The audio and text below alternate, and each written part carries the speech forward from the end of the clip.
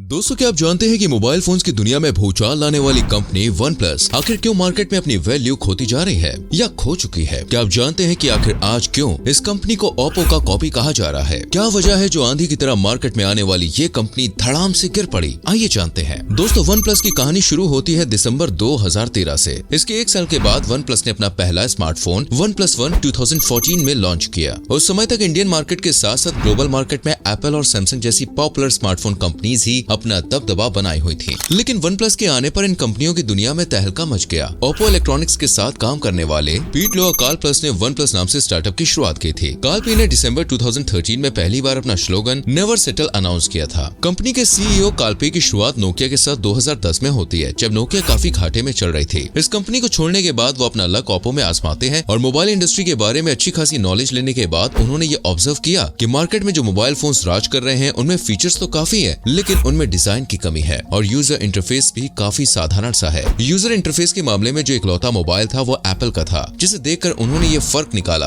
कि एप्पल काफी ज्यादा फीचर्स तो नहीं देता, लेकिन अपने रिश्तेदार डिजाइन और यूजर इंटरफेस के चलते आज मोबाइल मार्केट में धाक जमा के बैठा है। बाजार में दोस्तों इन्हीं कुछ गैप्स के चलते इन्हें मार्केट में एक बहुत ही बड़ी अपॉर्चुनिटी दिखाई थी कि अगर वो एक mid range mobile phone market में लॉन्च करें जो कि प्रीमियम सेगमेंट का हो और जिसमें अच्छे एंड्रॉइड फीचर्स के साथ साथ अच्छा डिजाइन और यूजर इंटरफेस भी हो, जिसे ये एप्पल से कम प्राइस में लॉन्च करें, तो मार्केट में एक बहुत बड़ा रेवोल्यूशन आ सकता है। अपने इसी आइडियाज के चलते उन्होंने वन प्लस की शुरुआत कुल 5 टीम मेंबर्स के साथ कर डाली, जिसमें ओप्पो इलेक्ट्रॉनिक्स में उनके साथ काम करने वाले पीट लो भी शामिल थे। अपनी मार्केटिंग स्किल्स और मेहनत के दम पर बाद में पीट वन प्लस कंपनी के वाइस प्रेसिडेंट भी बन गए और जल्द ही पीट वन प्लस के सीईओ पद तक भी पहुंच गए। आपको बता दें, वन प्लस ने अपना शुरुआती प्रीमियम स्मार्टफोन बाजार और उनकी जरूरतों को ध्यान में रखकर बनाया था। इन्होंने सबसे पहला स्मार्टफोन वन प्लस वन 2014 में लॉन्च किया था, जिसके इन्होंने सिर्फ 1000 पीस बनवाकर मैदान में उतारे थे, क्योंकि दोस्तों इन्हें इस बात का डर था कि अगर इनका मोबाइल फोन मार्केट में पिट गया तो इनको काफी बड़ा लॉस झेलना पड़ सकता है। लेकिन आपको ये जान के हैरानी होगी, जब वन प्लस वन लॉन्च होता है तो मार्केट में ये अलग ही भूचाल ला देता है और लाखों में इस फोन के लोग दीवाने हो जाते हैं।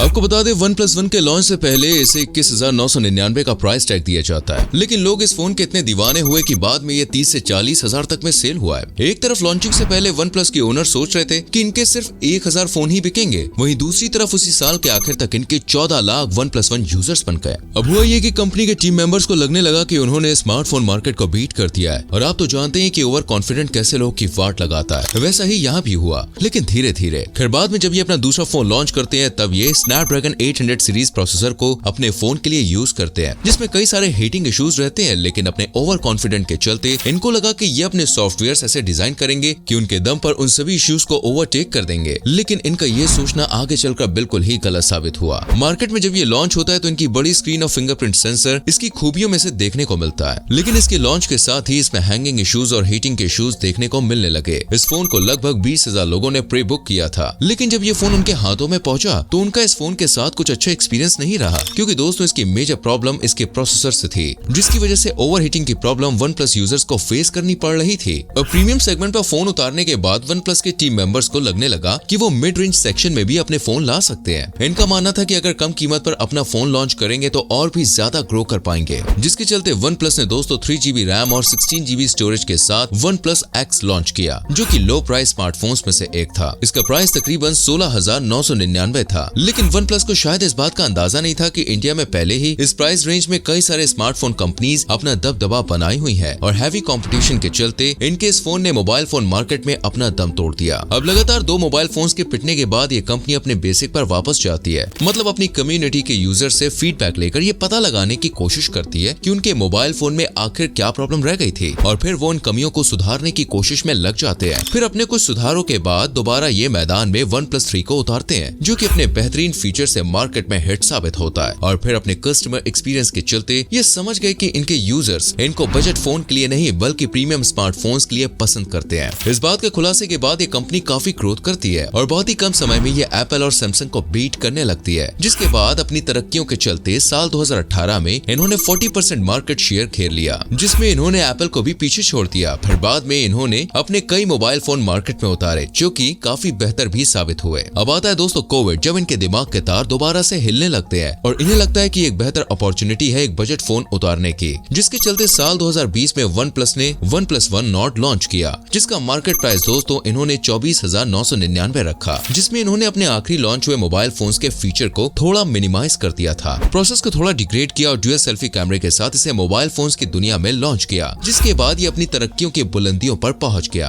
आज OnePlus Nord इनके मोस्ट सेलिंग स्मार्टफोन्स में से एक माना जाता है, क्योंकि अगर 2020 का OnePlus का टोटल रेवेन्यू देखा जाए तो तकरीबन 40% रेवेन्यू इनको OnePlus Nord से ही प्राप्त हुआ था। OnePlus यहाँ पर सेल तो जनरेट कर रहा था, लेकिन अब ये एप्पल और सैमसंग को छोड़ ओप्पो और वोवो को कम्पीट करने में लग गए थे, जिस वजह से ब्रांड की वैल्यू बुरी तरह से गिर गई थी। तो दोस्तों, आज की तारीख में सबसे ज्यादा BBK इलेक्ट्रॉनिक स्मार्टफोन मार्केट को घेरे हुए है। BBK की बात की जाए तो ये वही कंपनी है जिसके अंडर ओप्पो, वीवो, iQOO और Realme और OnePlus जैसे ब्रांड्स काम करते हैं। अपनी मार्केटिंग स्ट्रेटेजी के चलते इसने अलग अलग प्राइस रेंज में दोस्तों अलग अलग ब्रांड्स को लॉन्च कर रखा है। कोविड के बाद जब कंपनीज अपनी कॉस्ट कटिंग करने की कोशिश कर रही थी, तब BBK इलेक्ट्रॉनिक्स ने सोचा अगर ओप्पो और OnePlus को मिला दिया जाए तो उन्हें बहुत ही ज्यादा फायदा होगा, क्योंकि ओप्पो की काफी बड़ी टेक टीम थी जो कि उनके मेंटेनेंस, डेवलपमेंट और क्वालिटी एश्योरेंस में काफी ज्यादा मदद कर सकती है। इसमें ओप्पो का ये फायदा देखा जा रहा था कि अगर ओप्पो OnePlus के साथ मर्ज करती है तो ओप्पो की ब्रांडिंग में, मार्केटिंग में और ऑनलाइन स्ट्रेटेजी बनाने में काफी ज्यादा सपोर्ट मिल पाएगा, जिसकी वजह से दोनों कंपनीज एक दूसरे को काफी लाभ दे सकती है। पर इनका ये कदम दोस्तों OnePlus की दुनिया पलटने जा रहा था। जब BBK इलेक्ट्रॉनिक्स ने इन दोनों को मर्ज किया तो इसमें सबसे पहला काम ओप्पो के कलर ऑपरेटिंग सिस्टम को OnePlus के ऑक्सीजन ऑपरेटिंग सिस्टम के साथ मर्ज करने की कोशिश की गई। इन ऑपरेटिंग सिस्टम को मर्ज करने का सबसे बड़ा फायदा ये था कि अगर दोनों में से कोई भी कंपनी कोई बड़ा इनोवेशन करती है तो वो उसे इजीली एक दूसरे के मोबाइल फोन में यूज कर सकते हैं। लेकिन जैसा ये लोग सोचकर चल रहे थे वैसा बिल्कुल भी नहीं हुआ, क्योंकि OnePlus की एक कम्युनिटी है जो कि उसे उसके इनोवेशंस की वजह से ही पसंद किया करती है। लेकिन जब इसकी कम्युनिटी ने ये एक्सपीरियंस किया कि OnePlus अब धीरे धीरे ओप्पो जैसा होता जा रहा है, तो वो पलटी मार गई। 2007 में जहां ये एप्पल और सैमसंग को भी पीछे छोड़ रहे थे, उसने आज अपना लेवल इतना गिरा लिया कि वो आज पूरी तरह से ओप्पो को कॉपी कर रहा है। तो यही कुछ बातें दोस्तों लोगों को चुभने लगी और नापसंद आई, और धीरे धीरे कुछ गलतियों के चक्कर में इसका क्रेज लोगों के अंदर से खत्म हो गया और इसका लेवल बहुत ज्यादा गिर गया। अगर OnePlus में उसकी गलतियों के चलते सबसे बड़ा फॉल देखने की कोशिश की जाए तो जहां ये 2018 में अपनी 40% मार्केट शेयर के साथ सैमसंग और एप्पल को धूल चटा चुके थे, वहीं आज ये लगभग 20% मार्केट शेयर से नीचे गिर गया। आज OnePlus के मोबाइल फोन्स की सेल देखने को तो मिलेगी, लेकिन दोस्तों वो सिर्फ बजट स्मार्टफोन्स में। जहां इनका प्रीमियम स्मार्टफोन में जो पद था वो आज बिल्कुल ही नीचे गिर चुका है। उम्मीद करते हैं आपको आपके सभी सवालों के जवाब अच्छे से मिल गए होंगे। वीडियो अच्छी लगी हो तो लाइक करें, शेयर करें और आने वाली वीडियोस को देखने के लिए हमारे पेज को फॉलो करना ना भूलें।